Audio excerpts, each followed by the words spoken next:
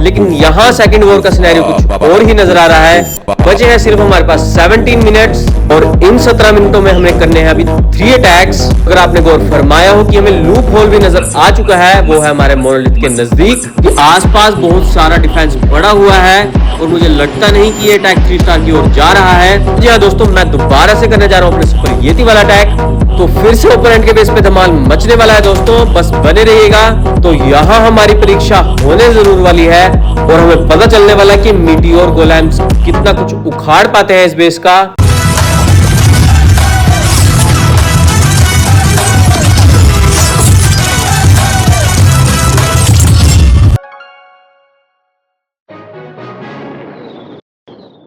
तो क्या हाल है दोस्तों, मैं आपका दोस्त प्रणव फिर आ गया हूं एक नई वीडियो के साथ। और आज की वीडियो में मैं आपके लिए लेकर आया हूं अपनी CWL की सेकंड वॉर। पहली वॉर का सिनेरियो तो आप सबने देख ही लिया होगा, नहीं देखा है तो पिछली वीडियो खोलकर जल्दी से देख ले कि हम पहली वॉर को जीत चुके थे। लेकिन यहां सेकंड वॉर का सिनेरियो कुछ और ही नजर आ रहा है। बचे हैं सिर्फ हमारे पास 17 मिनट्स और इन 17 मिनटों में हमने करने हैं अभी 3 अटैक्स।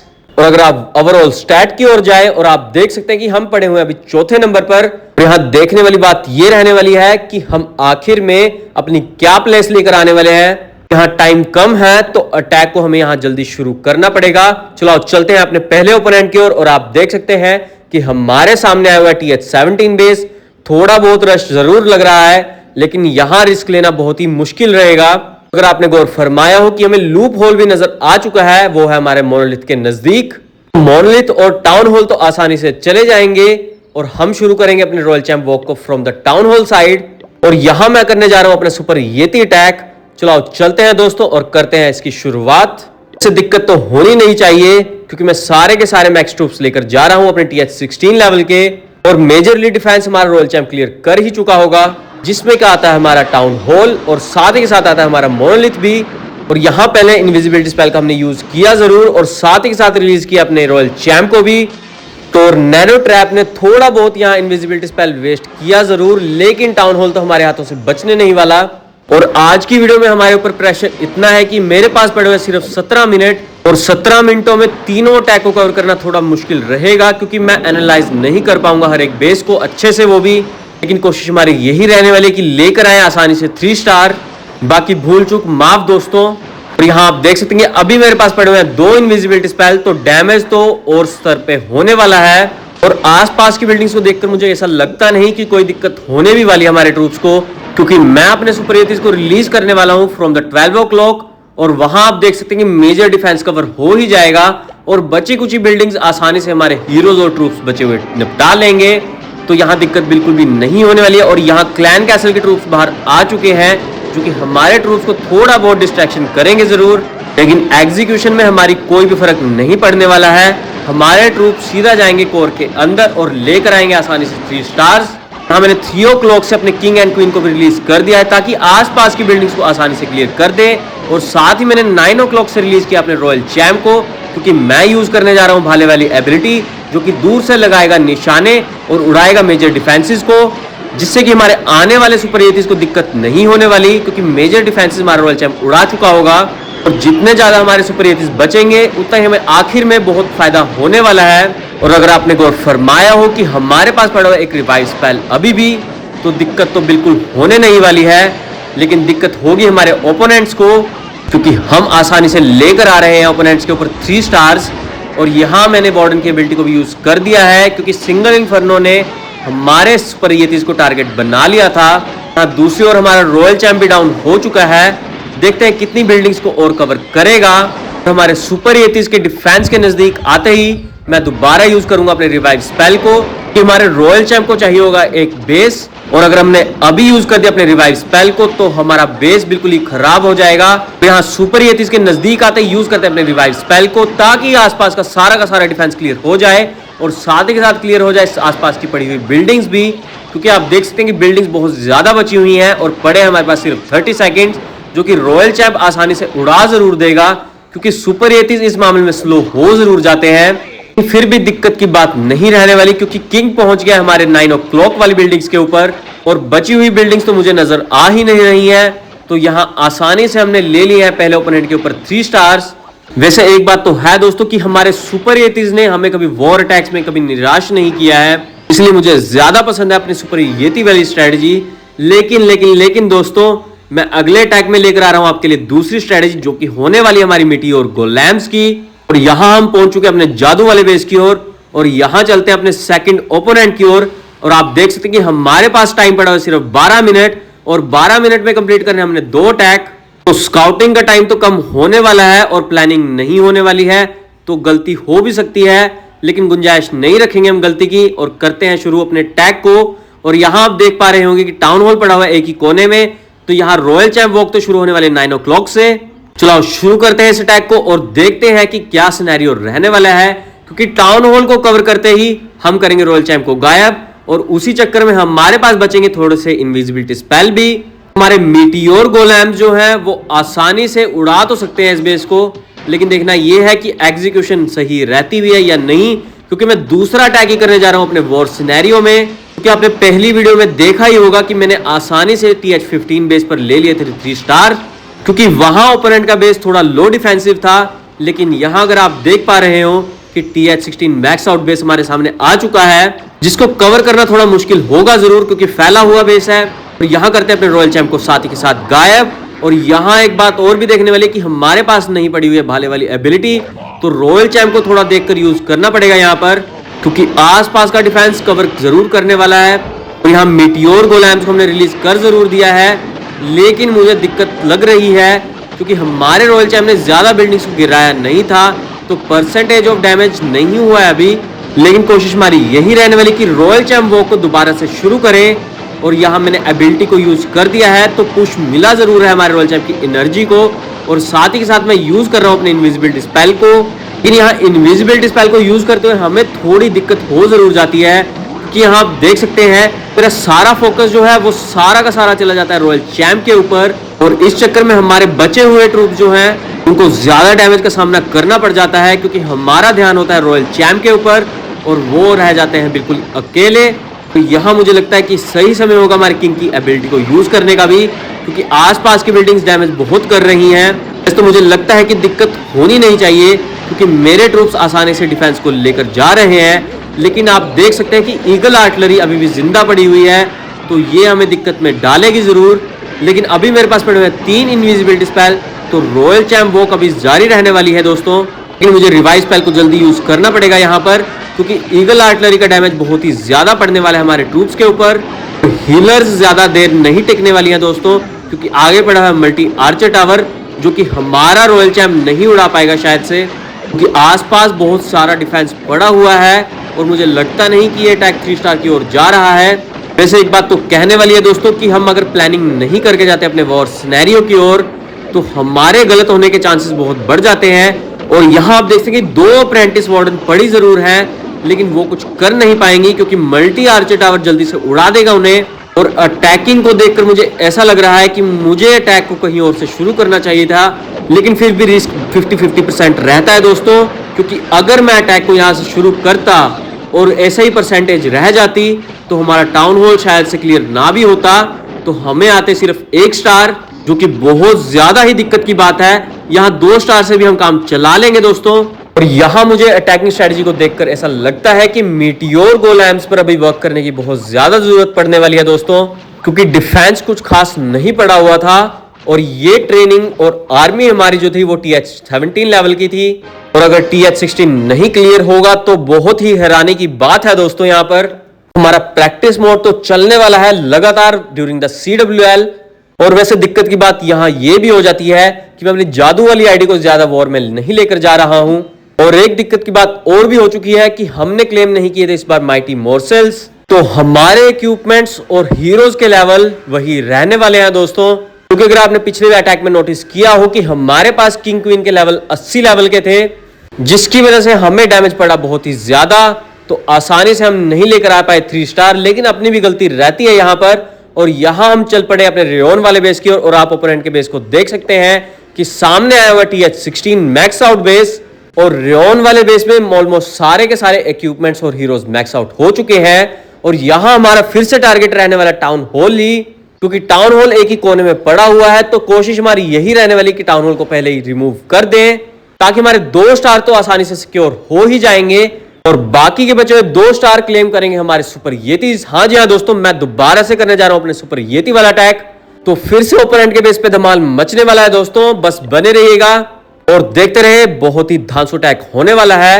चलो शुरू करते हैं अपने रॉयल चैंप वॉक के साथ, जो कि मैं शुरू करने वाला हूं फ्रॉम द 12 o'clock। और टारगेट हमारा पता ही आप सबको क्या होने वाला है, तो कोशिश हमारी यही रहने वाली कि टाउन हॉल को ब्रेक करते ही ज्यादा सारे डिफेंस को लेकर जाएं और कोशिश यही रहेगी कि टाउन हॉल का पॉइजन हमारे रॉयल चैंप को डैमेज ना दे, क्योंकि अगर डैमेज देगा तो हमें जल्दी से रॉयल चैंप को रिमूव करना पड़ेगा आउट ऑफ दिस बेस, क्योंकि यहाँ इनविजिबिलिटी स्पेल के वेस्ट होने के चांसेस बढ़ जाते हैं। तो हमें रिस्क यहाँ बिल्कुल भी नहीं लेना है। अगर बचते हैं हमारी इनविजिबिलिटी स्पेल तो बचा लो, क्योंकि वो काम आने वाले हैं आगे आने वाले अटैक की ओर। कि हम सुपर येतीज को यूज करने वाले हैं फ्रॉम द 6 o'clock, क्योंकि आगे आने वाले डिफेंस तो हम कवर कर चुके होंगे और यहाँ टाउन हॉल भी खत्म हो ही चुका है दोस्तों। और साथ ही साथ मैं रिमूव करता हूं अपने रॉयल चैंप को भी विद द रिकॉल स्पेल। चलो शुरू करते हैं अपने अटैक को विद द फनलिंग। हाँ जी हाँ दोस्तों, फनलिंग बनाना मत भूलना, क्योंकि फनलिंग के बिना हमारे सुपर येतीज तो बाहर ही भटकते रह जाएंगे और ये डिफेंस आसानी से हमारे सुपर येतीज को उड़ा देगा। रिस्क भी यहाँ बिल्कुल नहीं लेना है। और साथ ही साथ मैं यूज करने वाला हूँ अपने किंग एंड क्वीन को फ्रॉम द 3 o'clock, क्योंकि वहां वाली बिल्डिंग आसानी से हमारे किंग एंड क्वीन संभाल लेंगे। और अब शायद से ये सही समय होगा हमारे रॉयल चैंप को यूज करने का, कि हमारे सुपर येतीज को ज्यादा डैमेज नहीं पड़ना चाहिए। तो रॉयल चैंप को ऐसे ठिकाने से यूज करेंगे जहां सारा का सारा डिफेंस क्लियर हो जाए और हमारे आने वाले सुपर येतीज को ज्यादा दिक्कत ना हो। और यहाँ आसानी से हमारी ईगल आर्टिलरी तो रिमूव हो जाएगी। और मैं अभी इनविजिबिलिटी स्पेल्स का यूज नहीं करने वाला हूं दोस्तों। जैसे ही सारा का सारा आसपास का डिफेंस क्लियर हो जाएगा, वैसे ही हम मौके का करेंगे इंतजार और करेंगे दोबारा से यूज अपने रॉयल चैंप वॉक का विद द रिवाइव स्पेल। और यहाँ मोनोलिथ की रेंज में हमारे ट्रूप्स आ चुके थे, तो वार्डन की एबिलिटी को तो हमने यहाँ यूज कर दिया है। शायद से सही टाइम होगा हमारे रिकॉल स्पेल के यूज करने का भी, क्योंकि हमारा स्कैटर शॉट डैमेज करने लगा है और फ्योनिक्स ने थोड़ा बहुत डिस्ट्रैक्ट किया भी है। तो यहाँ स्कैटर शॉट को उड़ाना बहुत ही जरूरी हो जाएगा। और बाकी मेरे को लगता है डिफेंस कुछ खास बचा नहीं हुआ, तो हमारा रॉयल चैंप अकेला ही संभाल लेगा इस लेवल के डिफेंस को। तो यहाँ सक्सेसफुली हमने फिर से ले लिया है 3 स्टार, लेकिन हमारे जादू वाले बेस से हमने जो 2 स्टार लिए हैं, तो हमें उस अटैकिंग स्ट्रेटेजी पे फोकस करना पड़ेगा। यहाँ पर फोकस को बढ़ाने के लिए मैं आगे लेकर आ रहा हूँ आपके लिए प्रैक्टिस मोड्स। तो वीडियो में अंत तक बने रहिएगा, क्योंकि मैं दिखाने वाला हूँ एक अच्छे अटैकिंग स्ट्रेटेजी, जिसे देखकर आपको बहुत ही मजा आने वाला है दोस्तों। और यहाँ सक्सेसफुली हमने गेन कर लिए 8 स्टार्स। और अगर अब चले अपने वॉर सिनेरियो की ओर, तो मुझे लगता है कि हम टॉप प्लेस पर आ चुके होंगे, क्योंकि हमने गेन किए हैं 8 स्टार और ये वॉर तो हम आसानी से हार जाएंगे। और हाँ जी हाँ दोस्तों, हम पहुंच गए सबसे पहले नंबर पर और बाकी बचे हुए क्लैंस में कोई भी अटैक करने वाला नहीं बचा हुआ। यहां हमने आसानी से अपनी टॉप प्लेस को कवर कर लिया है, लेकिन यहां दिक्कत होने वाली है, क्योंकि वॉर तो हम हार जाएंगे तो 10 स्टार हमें नहीं मिलने वाले हैं। तो यहां हमसे थोड़ी बहुत भूल हो चुकी है, जो कि हमारे मेंबर से भी हुई है, क्योंकि पहली 2 वॉर्स के सिनेरियो अगर आप देख सके और जान सके, तो हमारे सामने आए तो बहुत लो लेवल के बेसिस जिनको हम आसानी से गेन कर सकते थे। लेकिन शायद से आने वाली वॉर्स में हमें दिक्कत होने वाली है। यहाँ अभी मेरे पास पड़े हुए 4 मिनट और आप अंदाजा लगा सकते हैं कि हमने वीडियो को शुरू किया था फ्रॉम द 17 मिनट, तो मतलब लगभग 12 से 13 मिनट में हमने इस अटैकिंग स्ट्रेटेजी को कवर कर लिया है।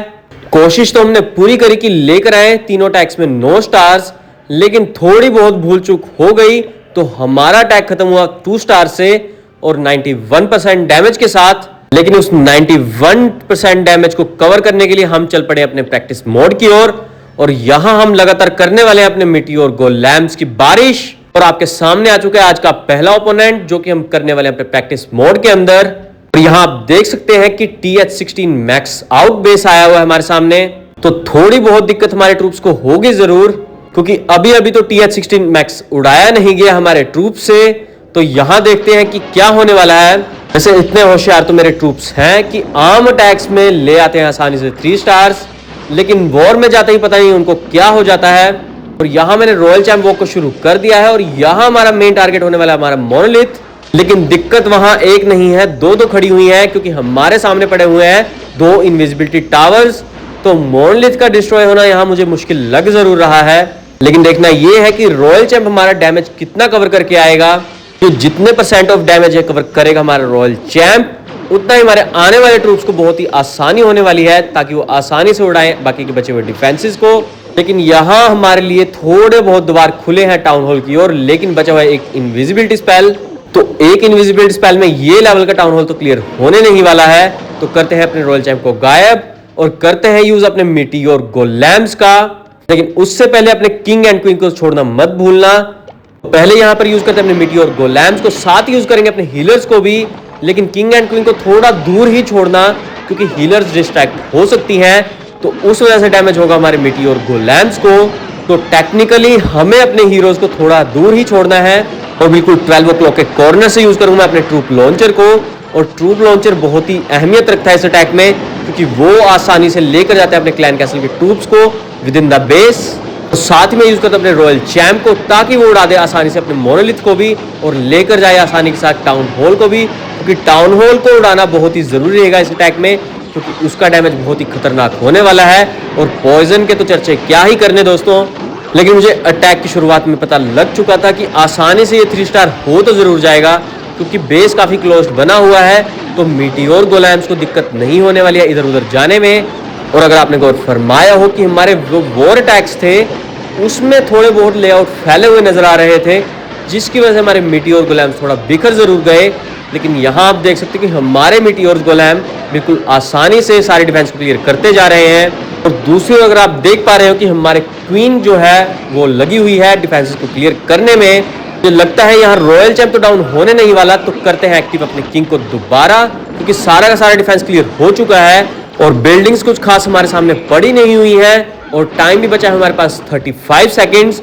तो इतनी देर में आसानी के साथ इतनी बिल्डिंग्स क्लियर हो जाएंगी। और मीटियोर गोलेम्स की तादाद को आप देख सकते हैं कि कितने सारे पड़े हुए हैं। तो मुझे समझ में नहीं आता कि वॉर में कहां गायब हो जाते हैं।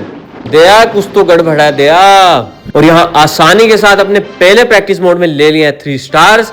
चलो चलते हैं दोस्तों और करते हैं अपने क्लैन कैसल को फिल, क्योंकि क्लैन कैसल के ट्रूप्स के बिना अटैक करना बिल्कुल ही बेकार रहने वाला है दोस्तों। क्योंकि क्लैन कैसल के ट्रूप्स हमारे ट्रूप लॉन्चर के साथ आते हैं और जाते हैं सीधा बेस के अंदर, जो हमारे ट्रूप्स के लिए बहुत ही अच्छी बात है। इसी वजह से मैंने अपने सेज बैरिक को रिमूव करके ट्रूप लॉन्चर को यूज करना शुरू कर दिया है। और आप भी ऐसा ही करें दोस्तों, क्योंकि सेज बैरिक पड़ा होता है एक ही कॉर्नर में। तो हमारे ट्रूप्स थोड़ा लेट जरूर हो जाते हैं उन्हें टाइमली बेस के अंदर लाने के लिए और आसानी से 3 स्टार अपने गेम में लाने के लिए लेकर आना होगा हमें अपने ट्रूप लॉन्चर को। और हमारी यहाँ CWL खत्म होने के बाद बहुत सारे इवेंट्स आने वाले हैं दोस्तों, तो बने रहें और खेलते रहें क्लैश ऑफ क्लैंस। और यहाँ क्लैन कैसल के ट्रूप्स हमें मिल चुके हैं, तो चलते हैं अपने नेक्स्ट ओपोनेंट की ओर। और यहाँ आप देख सकते हैं कि हमारे सामने आया हुआ है TH-17 मैक्स आउट बेस। हाँ जी हाँ दोस्तों, मैक्स बेस है। तो यहाँ हमारी परीक्षा होने जरूर वाली है और हमें पता चलने वाला है कि मीटियोर गोलेम्स कितना कुछ उखाड़ पाते हैं इस बेस का। चलो शुरू करते हैं इस अटैक को। और पहला टारगेट यहाँ हमारा होने वाला है हमारा मोनोलिथ। मैंने अटैकिंग साइड रखी है अपनी 12 o'clock, तो आसपास की बिल्डिंग्स को साथ के साथ क्लियर करेंगे जरूर, लेकिन कोशिश यही रहने वाली कि मोनोलिथ और टाउन हॉल को लेकर जाएं, क्योंकि अगर इन दोनों में से कोई भी बिल्डिंग उड़ जाती है तो हमारे आगे आने वाले ट्रूप्स के लिए बहुत ही आसानी हो जाएगी। वैसे तो मैं अपनी CWL खत्म होने के बाद सारे के सारे अपने हीरोज को, लेकिन रश बेस होने के कारण हमारे किंग एंड क्वीन की एबिलिटी जो है वो बहुत ही लो पड़ी हुई है। जैसे कि आप देख सकते हैं कि किंग पड़ा हुआ है 83 लेवल पे और हमारी क्वीन पड़ी हुई है 86 लेवल पे। तो इस चीज की लिमिटेशन यहाँ होने जरूर वाली है, लेकिन देखना ये है कि कितना ओवरऑल डिफेंस कवर करने वाले हमारे ट्रूप्स। और यहाँ रॉयल चैंप वॉक बिल्कुल सक्सेसफुली जाती हुई और यहाँ बचा हुआ है सिर्फ एक इनविजिबिलिटी स्पेल। और आप देख सकते हैं कि हमने कवर कर लिया है 15% डैमेज, जो कि बढ़ के पहुंच गया 17% तक। और यहाँ बारी है हमारे मीटियोर गोलेम्स की यूज करने की, लेकिन पहले यूज करते हैं अपने किंग को और साथ ही साथ यूज करूंगा अपने मीटियोर गोलेम्स को भी फ्रॉम द मोनोलिथ साइड, क्योंकि मोनोलिथ को उड़ाना तो बहुत जरूरी रहेगा ही यहाँ पर। और साथ ही साथ हमारे मीटियोर गोलेम्स जाएंगे टाउन हॉल के ऊपर और आसपास की बिल्डिंग्स उड़ाएंगे हमारे इलेक्ट्रो टाइटन, साथ में पड़ी हुई है विचेस। और साथ ही ये लेकर आया हूं मैं अपने वार्डन अप्रेंटिस को। और ट्रूप लॉन्चर यूज करना बिल्कुल मत भूलना। और साथ ही मैंने रिलीज कर दिया अपने रॉयल चैम्प को भी, ताकि टाउन हॉल आसानी से उड़ जाए। लेकिन सिंगल इन्फर्नो यहाँ दिक्कत दे जरूर रहे हैं, लेकिन देखना ये है कि रॉयल चैम्प कितना डैमेज दे पाएगा इन सबको। और ये क्या दोस्तों, हमारे सामने आ चुका है एक और मैक्स आउट इलेक्ट्रो ड्रैगन, जो कि निकला है ओपोनेंट के क्लैन कैसल में से। जो कि हमारे रॉयल चैंप को डिस्ट्रैक्ट करेगा जरूर, लेकिन फियोनिक्स था तो हमारा यहाँ टाउन हॉल क्लियर नहीं होने वाला है दोस्तों। लेकिन दिक्कत की बात नहीं है, क्योंकि हमारा किंग अभी बाकी है और स्पाइकी बॉल का डैमेज आपको पता ही होगा कि वो कम से कम नहीं तो 8 बिल्डिंग्स को तो लेकर ही जाएगा, और हमारा टाउन हॉल भी डैमेज पड़ा हुआ है। और आप डिस्ट्रक्शन के लेवल को देख सकते हैं कि स्पाइकी बॉल ने अटैक को एक तरफा कर दिया है, लेकिन सामने हमारे पड़ा है बहुत सारा डिफेंस जो कि डिस्ट्रैक्ट करेगा जरूर। और हमारे सामने पड़ा है ओपोनेंट का मिनियन प्रिंस भी, जिसने लगभग डाउन कर दिया हमारे किंग को भी। वैसे अटैक को देखकर लग रहा है कि दिक्कत तो नहीं होनी चाहिए, क्योंकि बाहर भी मेरे ट्रूप्स टहल रहे हैं और वहां पर पड़ा हुआ एक वार्डन अप्रेंटिस, साथ ही पड़ा हुआ हमारा इलेक्ट्रो टाइटन भी। और मुझे लगता है दिक्कत नहीं भी होनी चाहिए, क्योंकि इतने लेवल का डिफेंस हमारे ट्रूप्स को डैमेज नहीं दे सकता। लेकिन यहाँ शॉर्टेज हो सकती है हमारी टाइम को लेकर, जैसे कि आप देख सकते हैं कि हमारे पास पड़े हुए सिर्फ 25 सेकेंड्स। अगर दूसरी ओर हम डिफेंस को देखें तो 4 डिफेंसिव आइटम्स पड़ी हुई हैं, लेकिन मेन बैरियर यहाँ खड़ा हो जाता है हमारे वॉल्स का, क्योंकि हमारे सुपर येतीज और किंग वॉल्स तोड़ने में लग जाएंगे। उतने में हमारा टाइम खत्म हो ही जाएगा ऑलमोस्ट। जैसे कि आप देख सकते हैं कि बचे हैं सिर्फ 10 सेकेंड्स और उनसे भी कम। तो इतने कम टाइम में ये बिल्डिंग्स तो क्लियर होने से रही, क्योंकि किंग भी डिस्ट्रैक्ट करेगा ओपोनेंट का।